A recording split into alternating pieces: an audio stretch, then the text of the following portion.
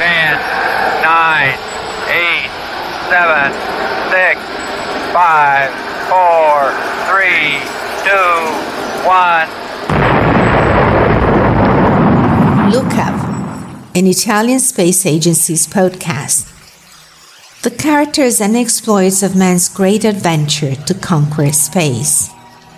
Episode 3, Michael Collins, the loneliest man in history.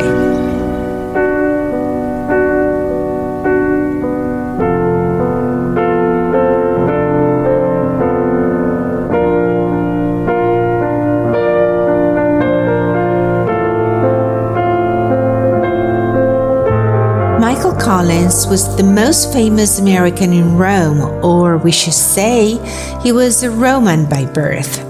His father, a United States Army Major General, was stationed in Rome, where Michael was born in 1930. After graduating from the famous U.S. Military Academy at West Point, he attended the Harvard Business School and then joined the Air Force to become a test pilot. In 1963, he was chosen by NASA to become an astronaut.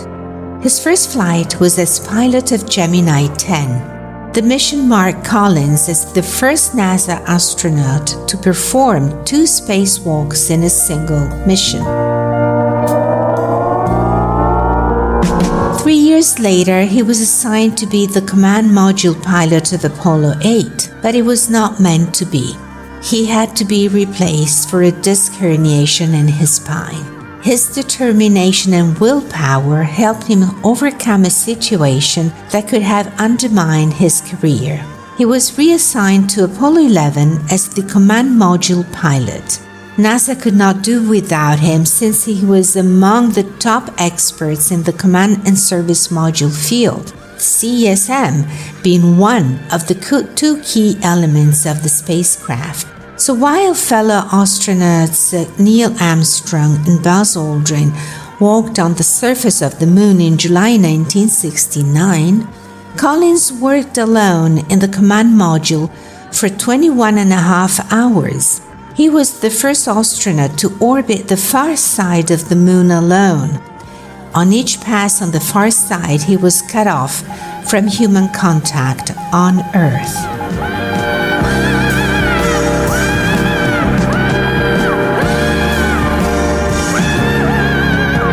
In his autobiography he published in 1974, he wrote, "I'm alone now, truly alone, and absolutely isolated from any known life. I'm it. I feel this powerfully, not as fear or loneliness, but as awareness, anticipation, satisfaction, confidence, almost exultation. 21 hours spent in absolute silence, while coping with the storm of emotions and looking at the earth, which he described as small, very shiny, blue and white, shiny, beautiful, serene, and fragile, while traveling on the dark side of the moon."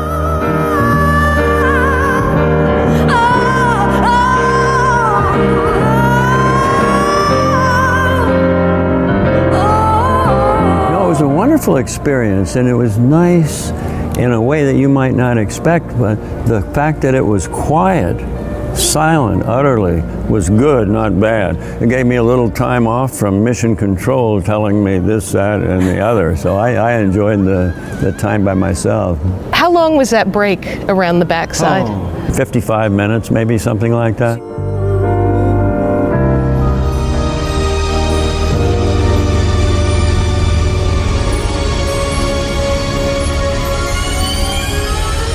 The 3 Apollo 11 astronauts were fully aware of the scope of the dangers they faced. If something went wrong with the Eagle's ascent engine, Armstrong and Aldrin might be stuck on the lunar surface or in a crazy orbit, and he, the so-called forgotten astronaut, would try to maneuver to retrieve them. Collins was in charge of the docking maneuvers of the 2 spacecraft and had to go through very exacting training. Aside from training with flight simulators, he had to practice specific exercises wearing pressure suits to simulate the journey. He then wrote a handbook of over 100 pages and memorized 18 potential scenarios with 18 contingency plans to match the various LM positions. Some of them were so outlandish, he recounted. We never really practiced them. In an interview with the New York Times, he said that in case the maneuver failed, I was not going to commit suicide. I was coming home by myself, and they knew that. I didn't have to discuss it with them, and they didn't have to discuss it with me.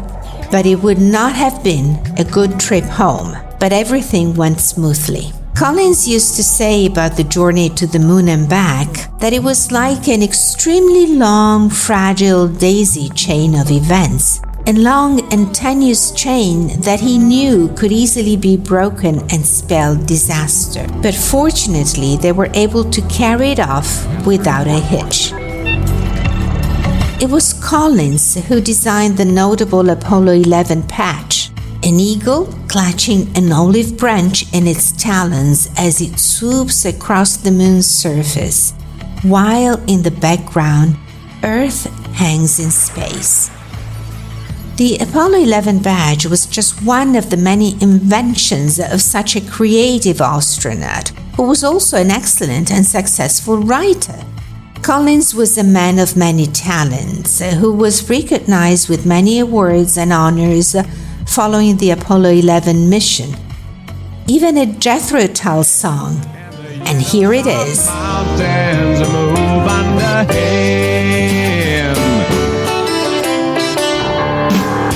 I'm with you, land, though it's a shame that it had to be you.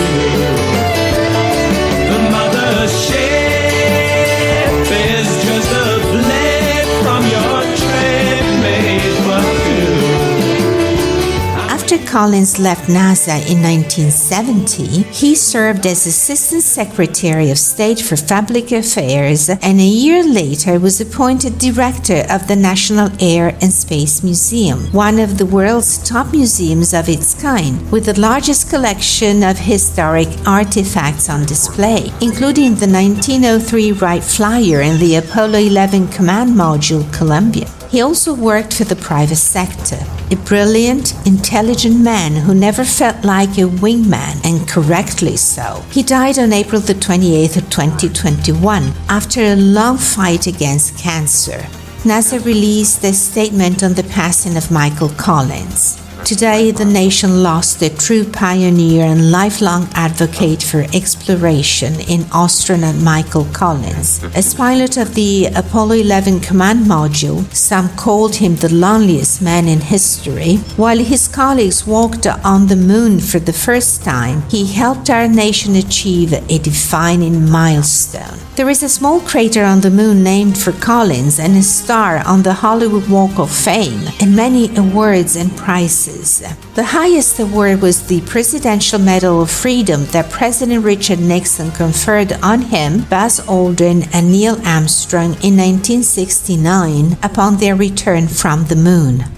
Collins said, "Although I may feel I'm the same person, I also feel that I'm different from other people.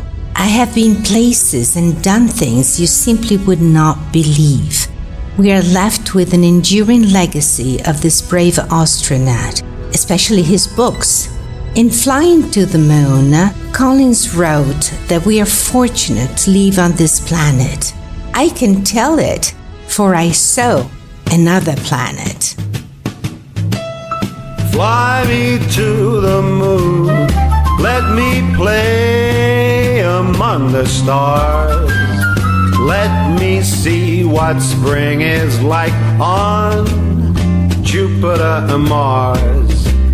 In other words, hold my hand. In other words, baby, kiss me. Fill my heart with song, let me sing forever.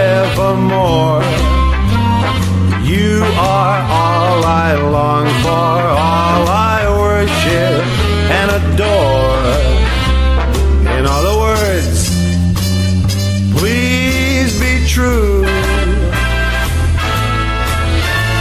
In other words, I love you. You.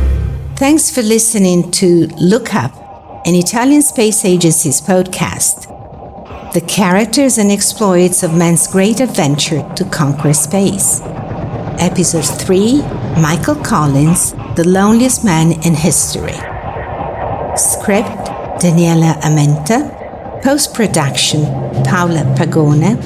Editorial coordination, Giuseppina Pulcrano and Manuela Proietti.